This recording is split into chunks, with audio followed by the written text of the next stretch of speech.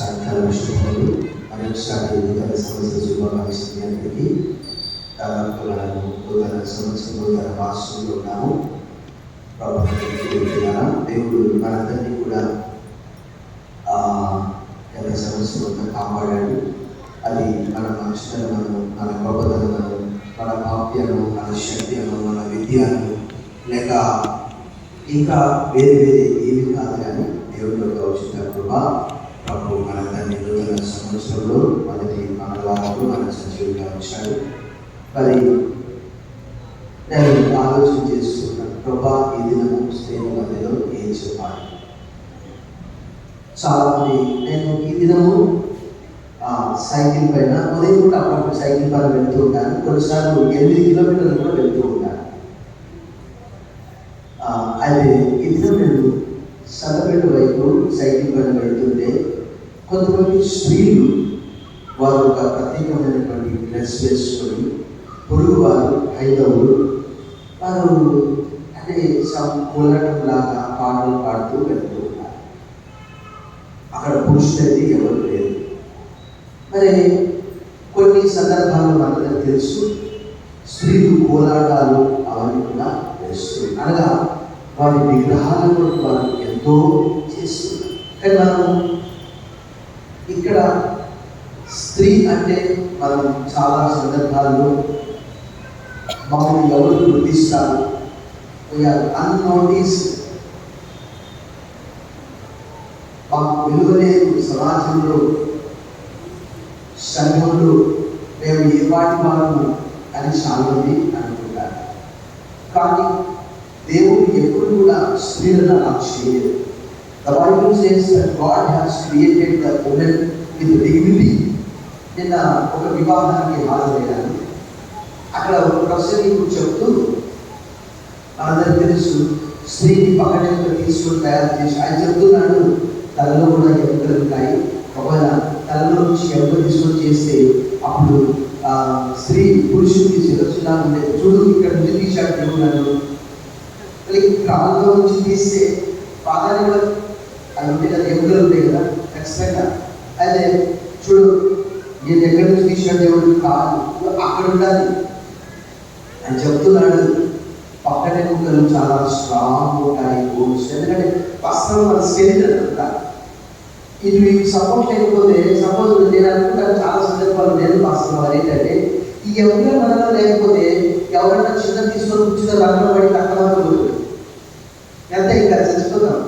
కానీ దేవుడు ఎంత గట్టిగా మనల్ని పిలిచాడు. ముఖ్యంగా స్త్రీని పక్కన తీసుకొని చేశాడనమాట. బైబిల్ గ్రంథం తెలియజేస్తున్నారు. అది కూడా 2వ అధ్యాయంలో. ఈ దినము మరి నేను ఎస్తేరు గ్రంథంలోని ఒక లేఖన భాగాన్ని తీసుకొని 4వ అధ్యాయము 14వ వచనంలో ఈ మాట రాయబడింది.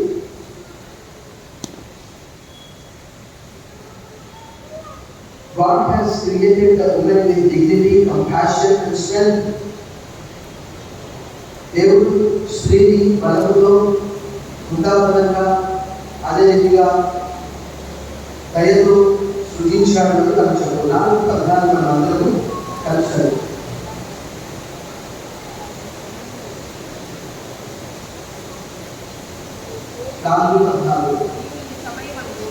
ఏమి సమయమందు ఏమీ మాట్లాడక మౌనంగా ఉండేలా యూదులకు సహాయం విడుదలయ్యి పరివర్తించుకుంటూ వస్తుంది. కానీ నీవు నీ తండ్రి వల్ల సృష్టించు, నీకు ఈ సమయము బట్టి రాజ్యంలోకి వచ్చిందివేమో ఆలోచించుకోమని చెప్పుమన్నది. ఆలోచించుకోమని చెప్పు. చూడండి ఇక్కడ a woman chosen by God for such a time as this. ఈ సమయం కొరకే దేవుడు ఆ స్త్రీని ఎన్నుకున్నాడు.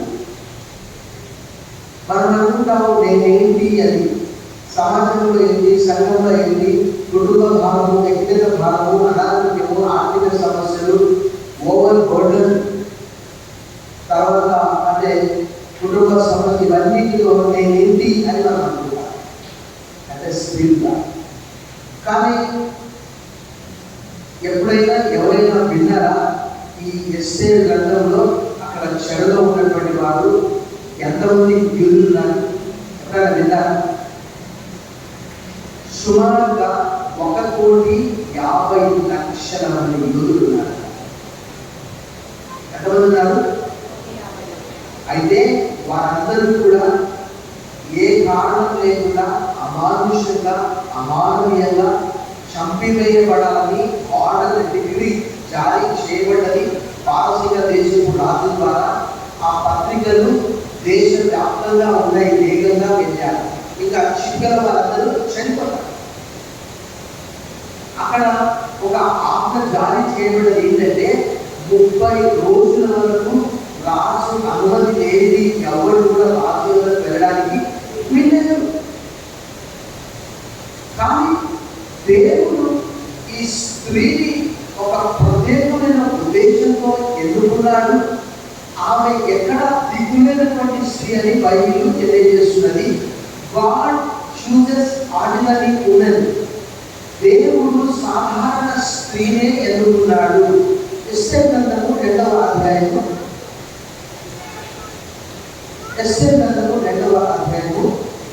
7వ వచనం.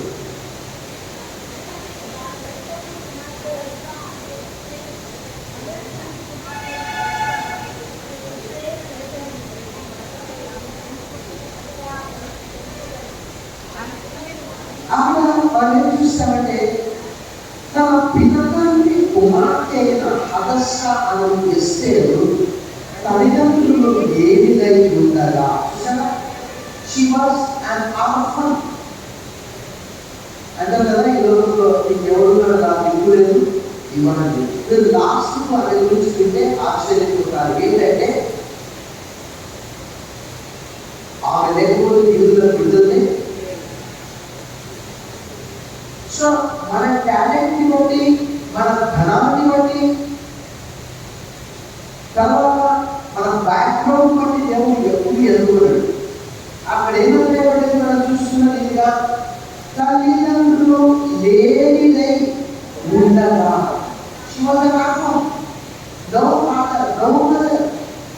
ఎవరు నేర్చుకున్నారు? చిన్న నేర్చుకున్నారు. అక్కడ నేర్చుకున్నారు. హదస్స అని ఎస్తేరు తల్లిదండ్రులు ఏంటై ఉండగా అప్పుడు ఆమెను పెంచుకునేను. తర్వాత ఆమె తల్లిదండ్రులు మరణం పొందిన తర్వాత మొదటిపై ఆమె తన కుమార్తెగా స్వీకరించాడు. దైవ వాక్యము తెలియజేస్తున్నది. పౌలు ఒక ప్రశ్న వేస్తాడు. చూడండి ఒకసారి.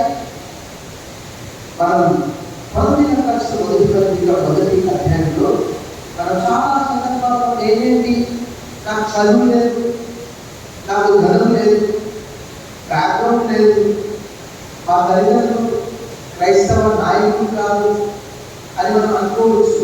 కానీ మొదటి పత్రికలో పౌలు ఏమంటాడు చూడండి. 1వ అధ్యాయం 26వ వచనం నుండి ఇలా రాయబడినది. సహోదరులారా, మిమ్మల్ని పిలిచిన పిలుపును చూడండి. మీలో లోకనీతిని అనగా ఈ యువపు నీతిని, జ్ఞానులైనను ధనులైనను గొప్ప వంశమైన అనేకులు, కానీ ఏ శరీరం దేవుని యొక్క అతిశయింపకున్నట్టు జ్ఞానం సిగ్గుపరుచుటకు లోకంలో నుండి వెలుగుని వారిని నేను ఏర్పరుచుకున్నాను. బలవంతులైన వారిని సిగ్గుపరుచుటకు లోకంలో బలహీనులైన వారిని దేవుడు ఏర్పరుచుకున్నాడు. ఎన్నికైన వారిని వ్యర్థం చేయటకు లోకంలో నీచులైన వారిని, దుర్నీతులైన వారిని, ఎన్నికైన వారి దేవుడు ఒకవేళ నేను ఆ పాలనలో వచ్చాడంటే దేవుడు ఒక ప్రణాళిక ఉండొచ్చు. నాకు ఏ టాలెంట్ లేదని మనం చదువుకోదు. దేవుడు God needs you. God needs your services. దేవుడికి నీవు కావాలి, దేవుడు కావాలి. దేవుడి పని చేయడానికి యేసుప్రభు వారు మనందరికీ తెలుసు. చాలా మంది బోధకులు చెప్తూ ఉంటారు ఏమని, యేసుప్రభు వారు పరలోకానికి వెళ్ళినప్పుడు ఎవరితో ఆహ్వానించారట. అక్కడ అడిగారట, ప్రభా నువ్వు భూమి మీద పని విడిచిపెట్టి వచ్చినావు కదా, ఎవరు చేస్తారు ఆ పని? నా ప్రియ శిష్యులు చేస్తారు. ప్రభా ఒకవేళ నమ్మకంగా చేయకపోతే అలా కాదు, అసలు బైబిల్ గ్రంథం మీరు చదివినప్పుడు ఒక మాట మీరు ఒక సువర్ణ అక్షరాలను రాసి పెట్టుకోవాలి. ఏంటంటే దేవునితో కూడా మనం జత పరివారంగా ఎంచబడుతున్నాం. ఎంత గొప్ప విషయం కదా.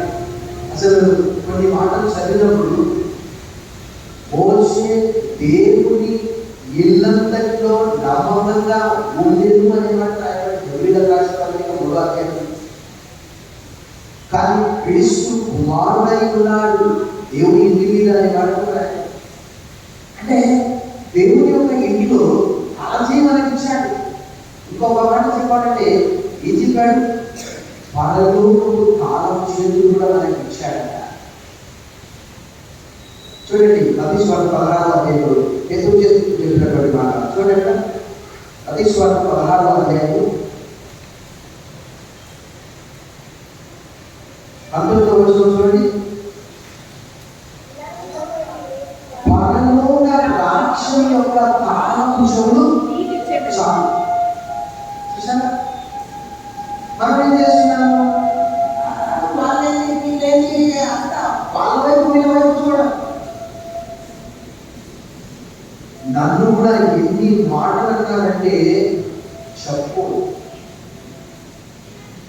ఇదే చర్చిలో ఎంతమంది ఏ ప్రసంగం చేశారండి, ఎక్కడ ట్రైనింగ్ చేశారన్న. సరే ప్రభా అందరికి, ఎందుకంటే పౌరులుగా క్రిటిసైజ్ చేశాడు. కొరింథీయులకు రాసిన 2వ పత్రిక 10వ అధ్యాయంలో నేను ఎంత అనేది కూడా కొరింథీయులకు రాసిన 2వ పత్రిక 10వ అధ్యాయంలో చూడండి. అక్కడ 10వ అధ్యాయంలో 10వ వచనం, మీరు కనుగొన్న పత్రికలు ఘనమైనవి బలీయమైనవి కానీ అతడు శరీర రూపంలో బలహీనుడు, అతని ప్రసంగము పొరగాడినది ఒకడు. అవునే అన్నారు. అవునన్నాడు. ఆయన లీస్ట్ ఆఫ్ ద అపోజిట్స్ అన్నాడు. అపోజిట్లందరూ నేను అల్పుని అన్నాడు. కొరింథీయులకు రాసిన 1వ పత్రిక 15:7. నేనెంత? నాకేం రాదు, ఆయన జీరో. అయితే మరి మన బ్యాక్గ్రౌండ్ బట్టి కాదు, మన ధనాన్ని బట్టి కాదు, మన టాలెంట్ బట్టి కాదు, మన జ్ఞానాన్ని బట్టి కాదు, లేక మనలో ఏదో ప్రత్యేకత ఉన్నదని కాదు. కానీ నేను చెప్తాను, నా స్టేటస్కి వచ్చిన సూత్రం ఏంటంటే, మంచి మంచి స్కూల్స్లలో ఏం చేస్తారంటే మీకు తెలుసు, బాగా చదివే వారిని ఒక బ్యాచ్గా చేస్తారు. దాన్ని చైనా బ్యాచ్ అని, స్టార్ బ్యాచ్ అనేది అనుకుంటారు. మొద్దులంతా ఏం చేస్తారు? కత్తి మొద్దుకోవడం కత్తిలాగా ఏం కూడా వాళ్ళని తీసుకొని చూపిస్తారు. కానీ యేసు అలా సాధారణమైనటువంటి వారిని అసాధారణమైనటువంటి వారిగా చేసే దేవుడు మన దేవుడు. మీకు ఎప్పుడు కూడా మీకు ఒక ముందు సూత్రం చెప్తూ ఉంటాను. ఏంటి తెలుసా? బైబిల్ అంతటిలో ఇలా అద్భుతం, ఒక అద్భుతం ఏంటి తెలుసా? ఒక బానిస ఐగుప్తు దేశానికి ప్రధానమంత్రి కావడం. ఎవరైనా he was sold out for 20 silver coins. ఆయన 20 వెండి నాణ్యాలకు అమ్మబడ్డాడు. కొన్నిసార్లు పరిస్థితులు మనకు అనుకూలంగా ఉన్నప్పుడు ఏంటి ప్రభా ఇది అని అనుకుంటారు. కానీ 11 సంవత్సరాలు ఎదురు చూశాడు.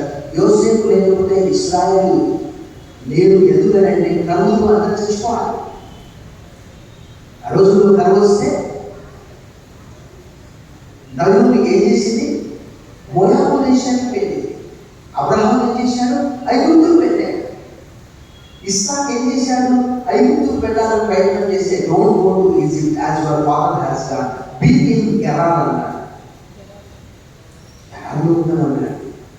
కరువులో కూడా దేవుడు పోషించాడు. యోసేపు ద్వారా వారిని పోషించాడు. కాబట్టి అసలు ఎంత చికాకు ఉండాలంటే మనకు ఇష్టం లేని చోట యోనా ఏం చేశాడు? ఇష్టం లేదు కాబట్టి అసలు నేను పోలేకున్నాను. అక్కడికి వెళ్ళడం యోనాకు స్వతహాగా ఇష్టం లేదు. అది మరి ఈ సాధారణమైనటువంటి స్త్రీ గాడ్ చూజెస్ ఆ ఆర్డినరీ ఉమెన్. రెండోదిగా చూస్తే గాడ్ చూజెస్ విత్ పర్పస్. ఉద్దేశంతో దేవుడు ఎన్నుకుంటాడు. చూడండి 2వ అధ్యాయం ఎస్తేరు గ్రంథంలో రాయబడిన మాట. 2వది ఉద్దేశం.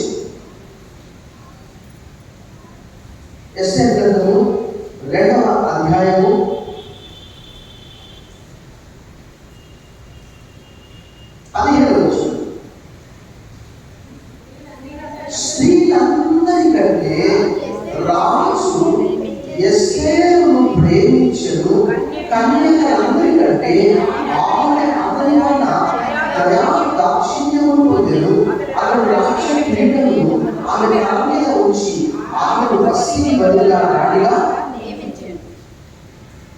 దేవుడు ఏది చేసినా కూడా ఒక ఉద్దేశంతో చేస్తాడు. దేవుడు ఆమెను ఎదురున్నాడంటే యూదులను కాపాడాలని దేవుడి యొక్క ఉద్దేశమైనది.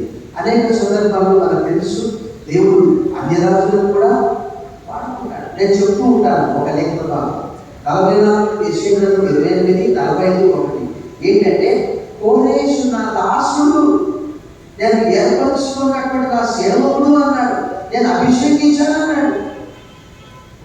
ఇశ్రాయేలుకి అర్థం కాలేదు. చూడండి ఒకసారి 44:28-45 చూడండి. 44 కోరేషుతో అసలు మంద కాపరి అంటే ఇశ్రాయేలే అన్నాడు. దేవుడే మంద కాపరిగా రాయబడ్డది. అని చెప్పుకోవడాన్ని యెరూషలేములో కట్టబడుతుందని దేవాలయంలో పురాణమేయబడదని నేను చెబుతున్నాను. అతని పక్షమున జనములను జయించడం అతని కుడి చేతిని అసలు మాదీయ పారసిక రాజును దేవుడు ఎన్నుకోవడం ఏంటి? దేవాలయం కట్టడానికంటే ముందుగా 200 సంవత్సరాలకు పూర్వము ఈ ప్రవచనము ప్రవచించబడ్డది. రాష్ట్రం పెట్టుకోవాలి. ఎందుకంటే యెషయా గ్రంథంలో రాయబడినటువంటి పీరియడ్ ఎప్పుడు అంటే క్రీస్తు పూర్వము 750 శతాబ్దంలో. అలాంటిది దేవాలయం ఎప్పుడు కట్టబడ్డదంటే, అసలు యెరూషలేము ఎప్పుడు నాశనమైంది గుర్తుపెట్టుకోవాలి మనం. క్రీస్తు పూర్వం 600. ఎప్పుడు 600. అప్పుడు ఎన్ని సంవత్సరాలు వారు చదవకున్నారు?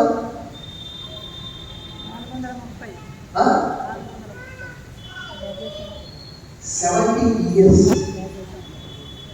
70 సంవత్సరాల చెర మూస్తూ ఉన్నట్టు దానియేలు దేవుడు చూపించాడు. ఇది మారదు. రెండు గుర్తుపెట్టుకోండి. 430 సంవత్సరాలు మారు.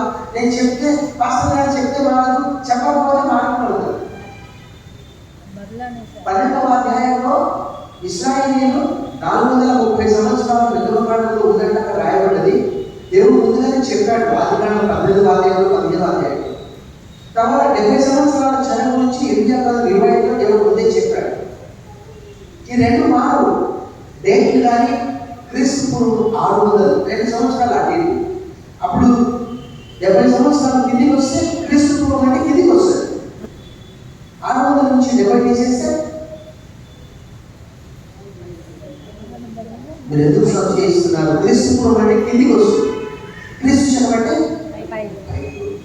అప్పుడు 600లో 70 తీసేస్తే 530. అప్పుడు దేవుడు కోరేషు ద్వారా ఆ దేవాలయ నిర్మాణం చేయించాడు. అదే యెరూషలేము. కాబట్టి ఈయనను ఒక ఉద్దేశంతో దేవుడు ఎన్నుకున్నాడు. లేఖనం ఏం చెప్తున్నా చూడండి. 37 కీర్తన 23, 37వ కీర్తన 23వ వచనం.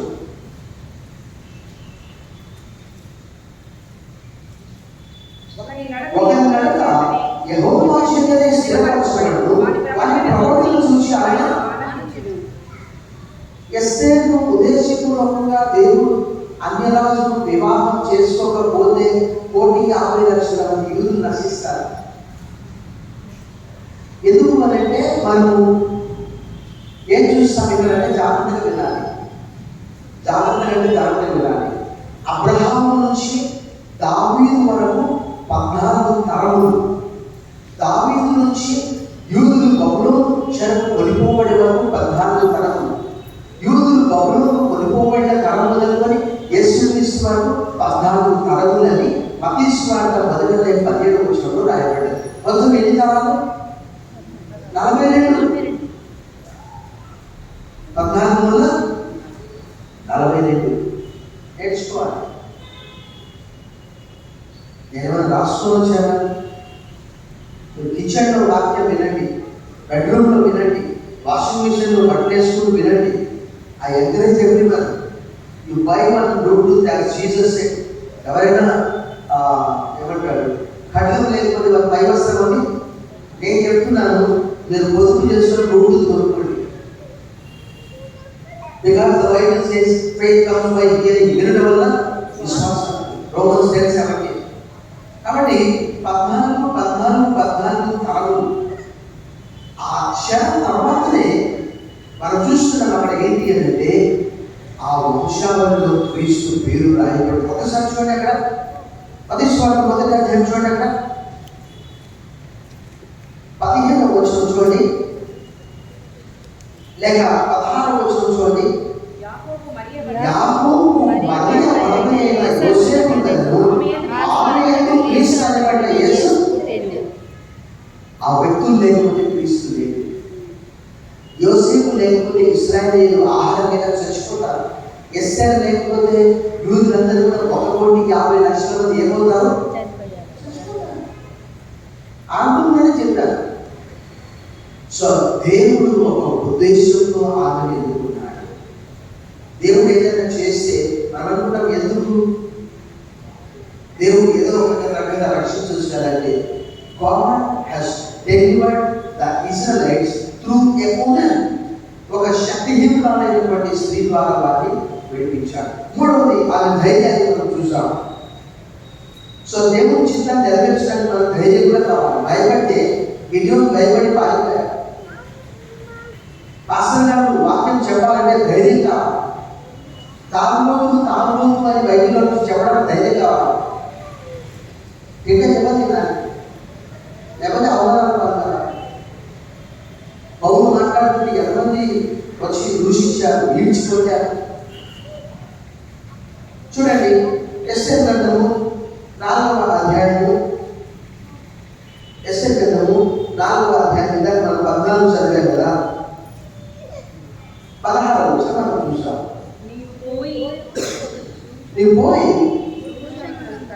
శూషణకు కనబడిన యూదులందరినీ సమాజ మందిరంలో సమకూర్చి నాణ్యతను ఉపవాసం ఉండి 3 దినముల వ్రతపాలన చేయకూడదు. నేను నా పరిగతులను కూడా ఉపవాసం ఉండి ప్రవేశించిన న్యాయవిధులుగా ఉండు. నేను రాజులతో ప్రవేశించాను.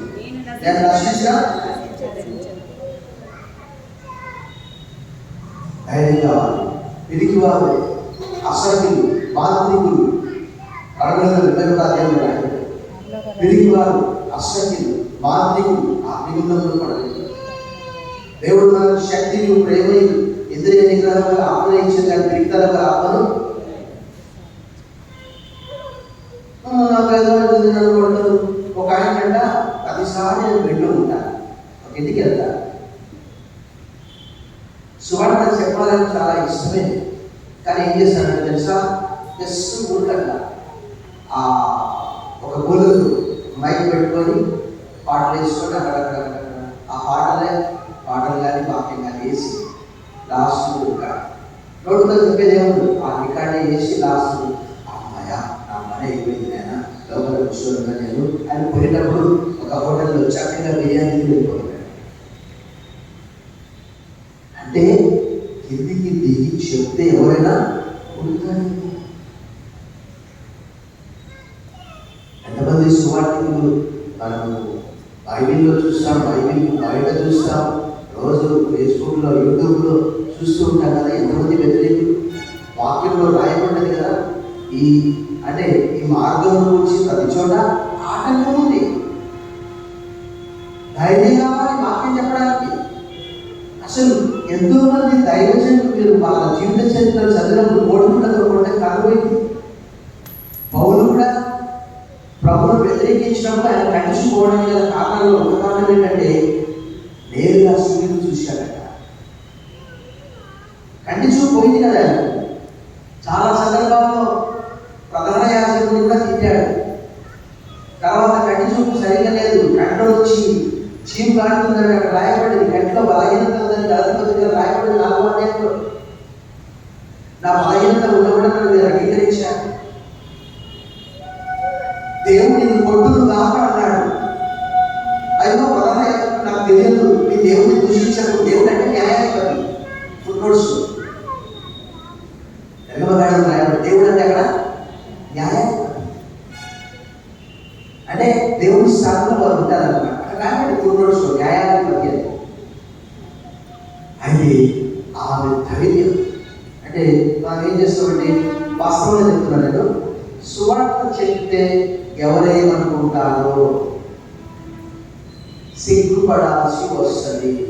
ఎవడైనా క్రైస్తవుడైనందుకు బాధ అనుభవించేలా సిగ్గుపడక ఆ పేరు బట్టి దేవుని భయపరచవాలని పేతురు అంటాడు. పేతురు రాసిన మొదటి పత్రిక 4:16, రోమీయులకు రాసిన పత్రిక 1:16 ఆయన అషేమ్డ్ ఆఫ్ ద గాస్పెల్, నేను సువార్తను గురించి సిగ్గుపడేవాడు.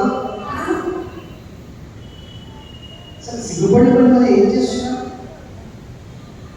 ఆమె ధైర్యంతో ఒకే ఒక మాట, if I perish I will perish. నశించడం అనే మాటకు లాభంలో పెరిష్ అనే మాట వాడబడ్డది. ఈ సాయంకాలం మనము అంటాం కదా, ఒక మూడు సామెత, బావిలో కప్ప నాకెందుకులే పోయి వడ్లు బాగా పోతేది, గడ్డి కానీ పోతేది. ఆ ఎస్తేది ఆ రోజు ఉండాలి అలా అనుకుంటే మళ్ళీ బొమ్మ కొలుసు వడ్డకై చంద్రబాబిక్షాడు ఏమన్నాడు, నేను రాజు దగ్గర సేఫ్గా ఉన్నానని నీవు అనుకోవచ్చు, కానీ నీవు కూడా ఎదురాలి. ఆ సంగతి ఎప్పుడో ఒకప్పుడు బయటపడుతుంది. నీవు కూడా అక్కడ రైట్ ఉంటుంది కదా, ఆమె కూడా ఎదురాలి కదా, చెప్పలేదు ఐడెంటిటీ. సో మనము మన ప్రాంతంలో, స్కూల్లో, ఒక వీధిలో, ఒక చర్చ్లో, ఒక పొజిషన్లో మనం ఉంచాడంటే ఒక ఉద్దేశంతో వచ్చాడు. మనం సాధారణమైనటువంటి వాళ్ళమే కావచ్చు, మనలో ఎక్కువగా టాలెంట్ లేకపోవచ్చు. నేను గృహిణిని, నేను విధవరాలను, నేను యంగర్ను, నేను నిరుద్యోగురాలను, నేను చదువురాని, నాలో ఏ శక్తి లేదు అని మనం అనుకోవచ్చు. కానీ అలా చూస్తున్నాము, దేవుడు ఒక సాధారణమైనటువంటి అనాథ స్త్రీని ఎన్నుకున్నాడు. మనం చూస్తున్నాము, ఆమె ఒక ఉద్దేశంతో ఎన్నుకున్నాడు. మరొక మాట మనం చూస్తున్నాము, ఆమె దేవుని వరకు ధైర్యాన్ని ప్రదర్శించింది. చివరిగా మనం ఈ మాట మనం చూసాం, ఏంటి అంటే దేవుడు ఆమె ద్వారా ఇశ్రాయేలులకు విడుదల కలిగించాడు. చూడండి, ఎస్తేరు గ్రంథము 8వ అధ్యాయము 6వ వచనం,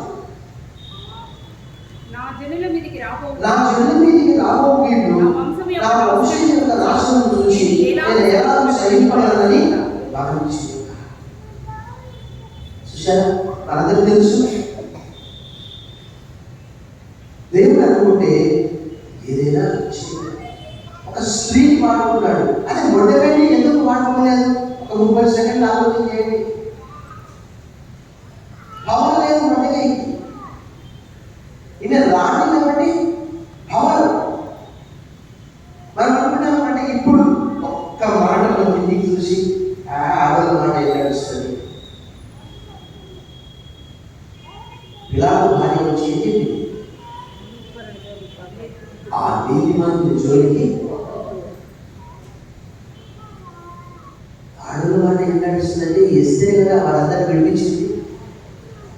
దేవుడు ఆ ఎస్తేరు వాడుకున్నాడా లేదా? నన్ను కూడా బైబిల్ కాలేజీలో నేను ప్రతి వారం చెప్తున్నాను. లెక్చరర్స్ మొదలుకొని స్టూడెంట్స్ వరకు వారు అన్నారు, ఇంతమంది చూసాం పోవాలి. సరే ప్రభా, అయినా పర్వాలేదు, ఎందుకంటే భక్తులందరూ అవమానాలు కాలేదు. సాధు సుందర్ సింగ్ చెరసాలలో వేయబడ్డప్పుడు తనతో పాటు ఉన్నటువంటి వారికంట తన దగ్గర ఉన్నటువంటి వస్త్రాలను, తన దగ్గర ఉన్నటువంటి దుప్పటి ఇచ్చేవాడు. ఒకే మాట చెప్పేవాడు, స్వార్థ కాదు. ఒకే మాట చెప్పేవాడు, ఏం తెలుసా? దేవుడు ప్రేమిస్తున్నాడని చెప్పేవాడు చెరసాలలో కూడా. కాబట్టి ఒక స్త్రీ ద్వారా ఇశ్రాయేలు అందరినీ కూడా దేవుడు విడిపించాడు. లేకపోతే ఎంతమంది చచ్చిపోతారని చెప్పారు? 1,50,00,000 మంది చచ్చిపోవాల్సిందే. ఇక మనందరికి తెలుసు, ఒకటి చిన్న ఉదాహరణ చెప్తాను. దానియేలు గ్రంథం 4వ అధ్యాయంలో ఆయన చూడండి, బైబిల్ చూడండి, ఆయనలో దానియేలు ఏ లోపం లేదు. అంటే వాళ్ళు ఏం చేశారు? రాజు దగ్గర ఒక శాసనం పుట్టించారు. భారతీయ పారసిక శాసనం ఒకసారి పుట్టిందంటే దాన్ని ఎవరు అసలు దర్యావేశ దాన్ని దగ్గర తీసుకోలేకపోయాడు. 6వ అధ్యాయంలో ఏం చేశాడు? విడిపించాలని ప్రయత్నం చేశాడు, ఉక్కబడ్డాడు. ఎందుకు? ఆ రాయికి బుద్ధులు పిలిచాడు. తర్వాత ఏం చేశాడు? ఆజ్ఞ జారీ చేయబడింది. 30 విధమున ప్రార్థన చేయకూడదు. ఏం చేశాడు? ఆజ్ఞ జారీ చేయబడ్డ తర్వాత కూడా యెరూషలేము వైపు తలుపు తీసి కిటికీ తీసి ప్రార్థన చేస్తున్నాడు. అప్పుడు ఆయన తీసుకుపోయి ఏం చేశాడు? చూడండి అక్కడ 6వ అధ్యాయం చూడండి ఒకసారి. చాలా చక్కగా రాయబడింది ఆ మాట చూడండి. అంటే వాళ్ళ డిగ్రీ అలా ఉంటుంది. ఒకసారి అది అంటే జారీ అయిందంటే 6వ అధ్యాయం 9వ వచనం.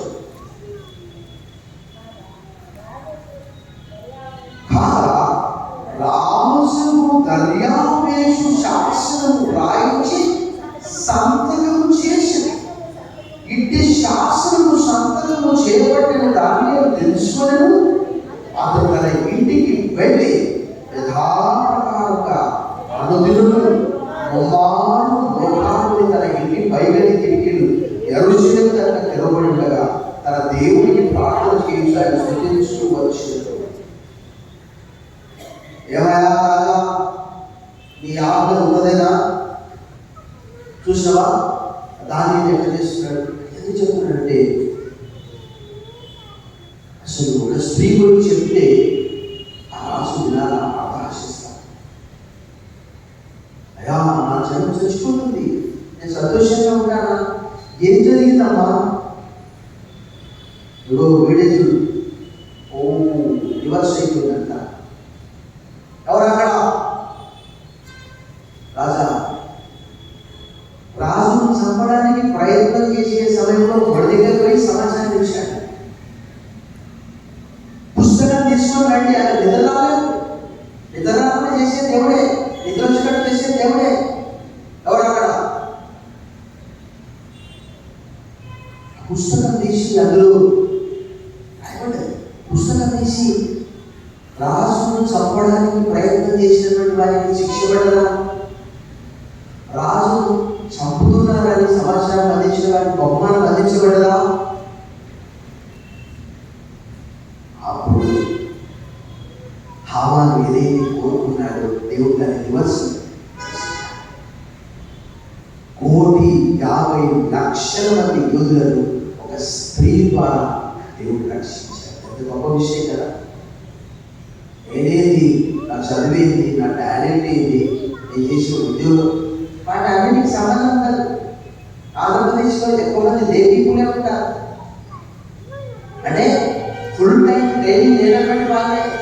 వారు గృహిణిగా ఉండవచ్చు, విధవరాలుగా ఉండవచ్చు, యంగ్గా ఉండవచ్చు. కాకపోతే ఏంటంటే మనం ఒకే ఒకటి చూస్తాం, A+B వచ్చిన చూస్తాం. మన దేవుని సన్నిధిలో గడిపి ఒక సహోదరి పాట వాడి చర్చి కావట్లేదు. వాడిపోకముందే నన్ను వాడిపోక. నిజమే, మానవ జీవితం అంతే కదా. 5 సంవత్సరాల క్రితం ఉన్నట్టు మనం ఇప్పుడు ఉన్నామా? ఇంకా 5 సంవత్సరాల బలం వస్తుందా? బైబిల్ తెలియజేస్తున్న ప్రసంగం కనుక బలిష్ఠులు భక్తులు. సాయంకాలం మన 20వ సంవత్సరంలో ఒక ప్రత్యేకమైనటువంటి ఉద్దేశంతో మనం సాధారణమైనటువంటి వారంగా ఉండవచ్చు. నాకు ఏ టాలెంట్ లేదు, నాకు బ్యాక్గ్రౌండ్ లేదు, నాకు ధనం లేదు, దేవుని సేవ చేయడానికి మన ధనం వస్తున్నా మనందరూ తెలుసు. కొంతమంది ఇక్కడ నిలబడి సాయంకాలం ఉంటారు, స్వార్థ చెప్తూ ఉంటారు.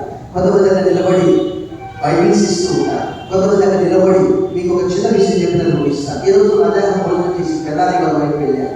అప్పుడు వెళ్తూ ఉంటారు. పెళ్ళాల్లో దారి పోయి వస్తుంటే ఒక కనపర్తి మృత్యుంజయ మినిస్ట్రీస్ వారి అని ఒక పత్రిక రాశారు. ఆదాము నుంచి మొత్తం పాపము, మరణము, రక్షణ ఒక 3-4 పేజీలు. ఇవి ఎక్కడైనా ఖచ్చితంగా ఏ చిన్న పత్రిక అక్కడ ఆశ్చర్యం. ఎవరికో ఇచ్చారు అది, బట్ వాళ్ళు ఏం చేశారు? పడేశారు. ఉదాహరణగా మనం అనుకున్నాం, ఒక వ్యక్తి పెద్దలోకి చావడానికి వెళ్తున్నాడు అనుకో అది దొరికిందనుకో ఖచ్చితంగా రక్షిస్తారు. మరి వారు కర్మకి ఇచ్చినటువంటి వాళ్ళ ఆ పర్యంతంలో ఉదాహరణ ప్రభువునందు నీ ప్రయాసం వ్యర్థం కాదని ఎదిగి స్థిరులను కదలవాడు ప్రభు కార్యాలు ఎప్పటికీ ఆసక్తి లేదండి. కాబట్టి ఇది 1 రోజుతో కాదు, 2 రోజులతో కాదు, ఇది దేవుని పని చేయాలంటే ఒక సంఘం. యశుభ్రవాదం ఎలా అయితే పరలోకానికి విడిచి భూలోకానికి వచ్చాడు, ఎంతగా తగ్గించుకున్నాడు. పౌలు తిమోతికి చెప్తూ ఏమంటాడు? దేవుని వాక్యంలో రాయబడినది ఏమని రాయబడినది మనం ఒకటి చూస్తే, దేవుని ప్రజలు అందరి కొరకు ప్రార్థన చేయడానికి పిలువబడ్డటువంటి తిమోతికి రాసిన మొదటి పత్రిక అక్కడ చెప్తున్నాడు. తిమోతికి రాసిన మొదటి పత్రిక 2వ అధ్యాయం 1వ వచనంలో అక్కడ చూడండి. నా కుమారుడా, మొదటి పత్రికలో 2వ అధ్యాయంలో పౌలు ఇలా చెప్తున్నాడు, మనం సంపూర్ణ భక్తియు మాన్యత కలిగి నెమ్మదిగా శుభంగా నిమిత్తం అన్నిటికంటే ముఖ్యంగా మనుషులందరి కొరకు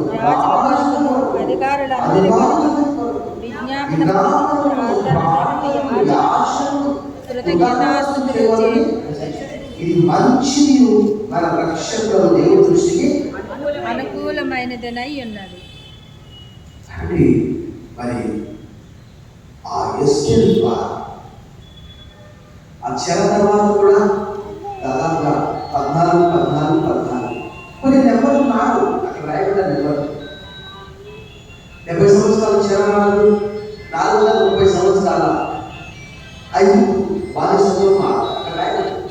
కాబట్టి సాయంకాలం ఈ ఎస్కేల్ ద్వారా మనం కూడా సాధారణంగా నేనేం పెద్దగా అంటే నేను ఇలా బోధిస్తానని ఎప్పుడు అనుకోలేదు, ఇలా బైబిల్ ట్రైనింగ్ వెళ్తానని కూడా ఎప్పుడు అనుకోలేదు, ఇలా బైబిల్ నేర్చుకుంటానని కూడా అనుకోలేదు, ఇలా నా జీవితం మారిపోతుందని కూడా ఎప్పుడు అనుకోలేదు.